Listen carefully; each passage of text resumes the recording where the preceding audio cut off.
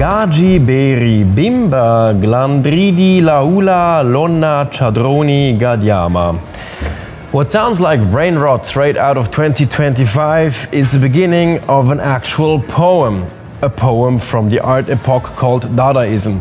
Dadaism is basically when art hit full-on puberty, and it's almost ironic that it was such a serious city like Zurich who gave birth to that movement. Now obviously there's a lot more to discover than just Dadaism, and that's what we're doing today. So let's grab our turtlenecks, and my guide is waiting right down there.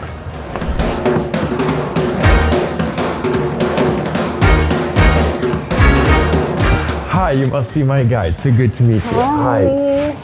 Meet Luca. Luca's our camera guy. Hi, Luca. Ciao. So, you are my guide. Who are you? Where are we? Right. So my name is Caroline. I'm from Let's Museum. Let's Museum has been active in the field of art education, culture education for almost 10 years. And we try to touch people instead of teach people. It's more about an emotional experience, and we want to show that museums are actually really fun and cool.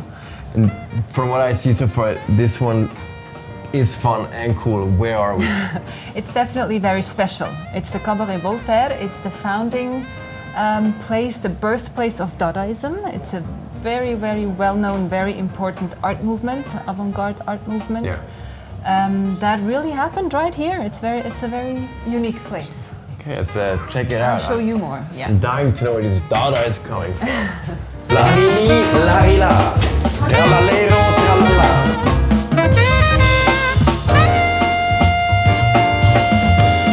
So just for the record, you just took down... Yes. Yep. Right. So as I told you, Jan, we are here at the birthplace of Dada.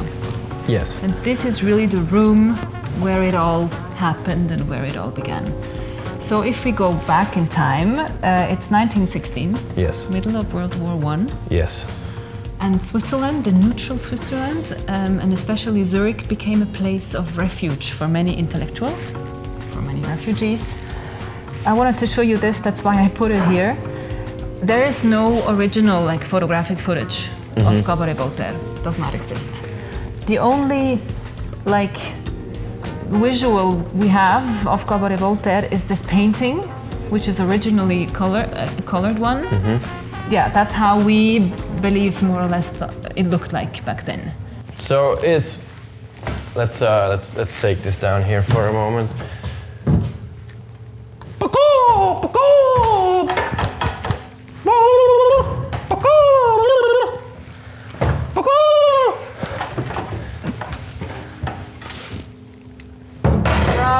Bravo! Nice! Was this Dada? I would say it's definitely Dada. 2 Dada sours, please.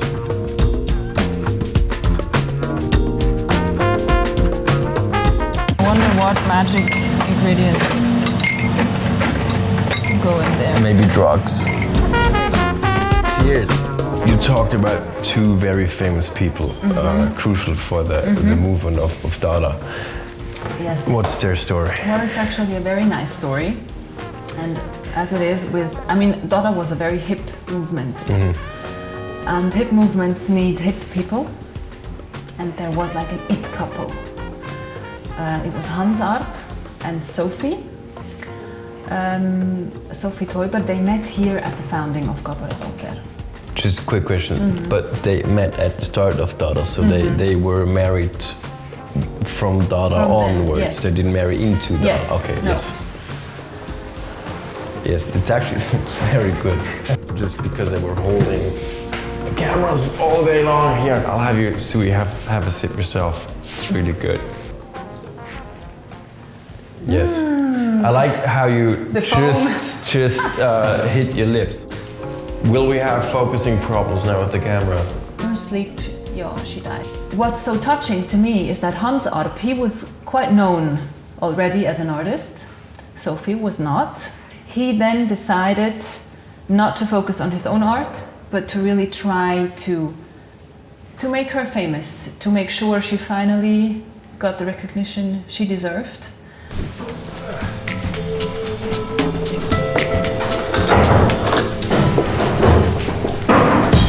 Hey!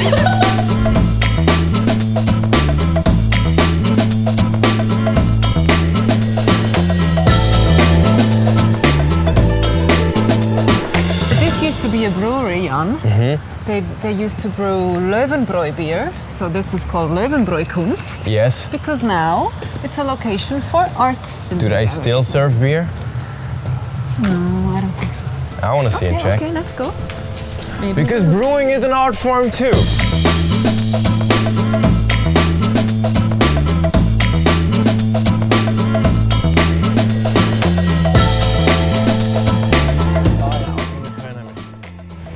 Welcome to the Löwenbräukunst area, Zurich's most iconic art center in the heart of Zurich West. Welcome. We'll go straight into it.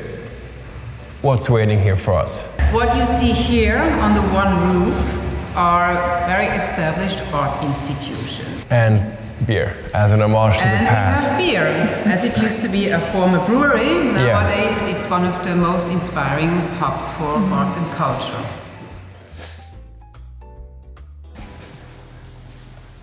In what volume can we speak? I don't know. I always say we should, be able to speak normally at museums. Okay. And it's allowed to laugh. It's allowed to sit on the floor. Really? Of course. I can do this? Of course. Oh my god. Sometimes it's also nice to do this. Oh my god. Watch out. Your hand. What? No, your hand. It was too close. was it was it? too Okay. close, yeah. See? But I've never laid down on a... It's fine. Is Sometimes museums have amazing ceilings. True, it looked like a house. Yeah, you see? It's a house constructed. Right. The least amount of points to define a surface are 3. That's what this object shows. And then you add some physics in it in order for it to be stable. You need the center of mass amongst the surface of, or on the surface of it. Okay, we can keep it. Yeah, sure. What? What are you talking about?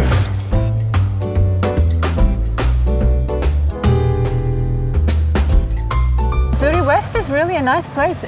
The Löwenbräukunst also runs Art West tours, I think they're called, every last Thursday of the month. So they're for free.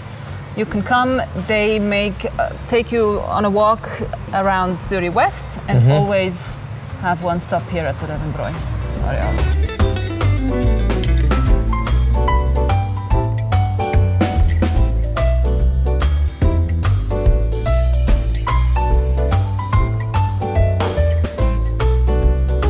So on our way here, I saw a huge potato peeler. Keyword Swiss design. You brought us here. Where are we? Yes, this is the Museum für Gestaltung. It holds 4 different collections: design, graphics, arts and crafts, and posters. So yes, the potato peeler, for example, is one of our very famous Swiss design objects.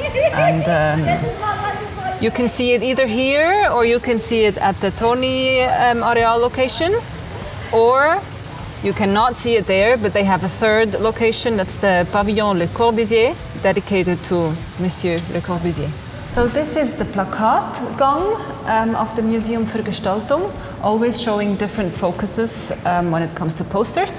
Here we have the Atelier. They offer a lot of workshops for kids, for families. I also go there with my daughter. They're really, really nice.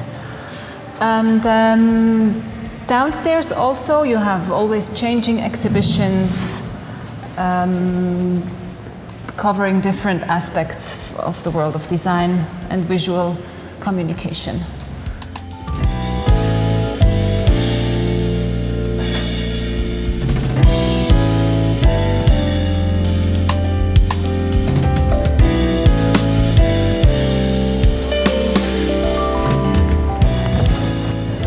This is nice. This is nice. Is it modular? I think it's modular. Doesn't it more look like a giant piece of shit? That's what you said. It's maybe I this didn't say inspired the poop emoji. It's stunning. Art. Take a picture, frame it, hang it on the wall.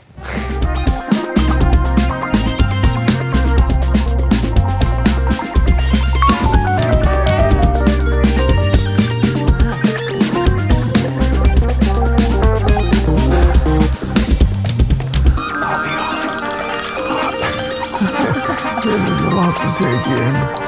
Yeah. This is...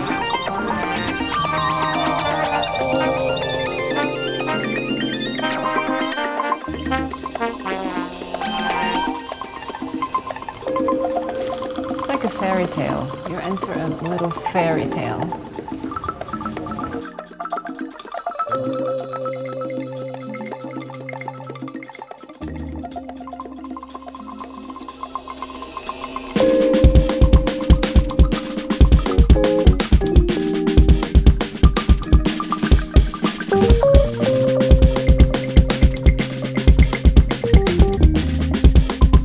Right, so this is the second location of the Museum für Gestaltung.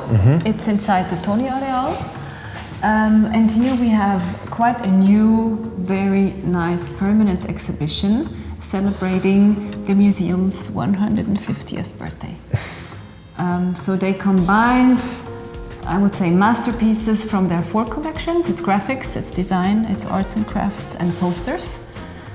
They show about 2,500 objects out of their 580,000 objects they possess. And let's see if we find something we also possess.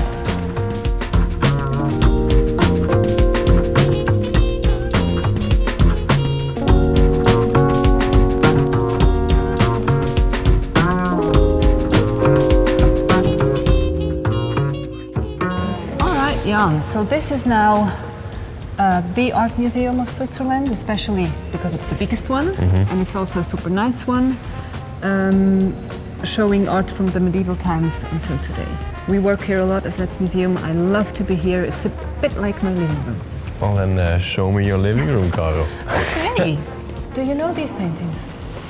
Well, I know them because we talked about them, yeah. But the Seerosen, what's Seerosen in English? Water lilies. Water lilies. Water lilies. Okay. Yeah, I mean, they are world famous. Claude Monet's water lily paintings, world famous, and also I would say they belong to the most expensive ones, the Kunsthaus shows.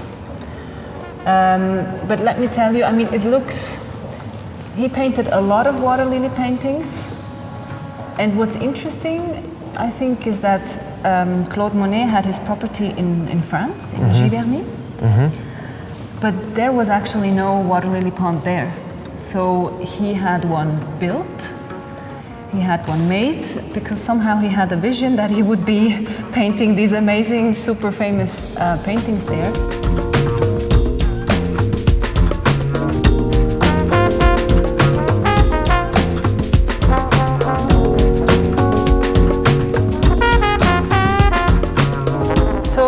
I told you that the older part of the Kunsthaus shows many Swiss art, a lot of Swiss art. They have a room dedicated to Ferdinand Hodler, they have a Giacometti collection, and here we see a lot of paintings by Heinrich Füssli. He was born in Zurich but then moved to England where he picked up painting. They didn't know how to pronounce his name, they call him Henry Fuseli there, they really do.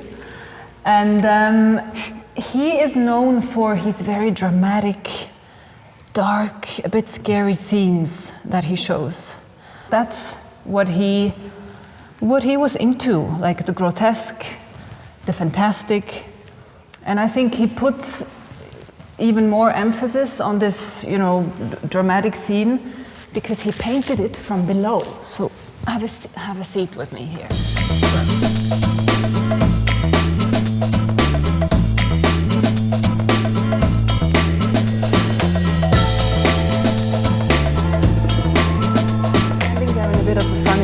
Yeah. We need another. Let's reinterpret. We need the third. Let's take a camera as a sword, Luca. Ooh, okay. Come here. Don't hit me with that. No, and lift it the very last moment, so I'll be the guy. Hand here. The sword is in the air. All right. Ich schwöre. So klein. Thank you so much for showing me all of this. You're welcome. I mean, there's so much more to see, but these four are definitely, you know, four different ones. But yeah, there's a lot more to see. And, you know, Switzerland in general and Zurich has an astonishingly high density of museums. So every few 100 meters there's a museum. There's art for everyone to see with open eyes. Yeah. Thank you so much, Cara. It was welcome. a pleasure. Thank you so much. You can And, give me your microphone. Oh yeah. How does that work? You take Here. that off. Get it off. There we go. I think what Caro showed us in the last 15 minutes or so is Zurich is a very serious city. And you see that in the buildings, in the art it collected. And yet it was the birthplace of probably the most unserious art form there is. And that's also something that is, I think, very typical for the city. It just has it all.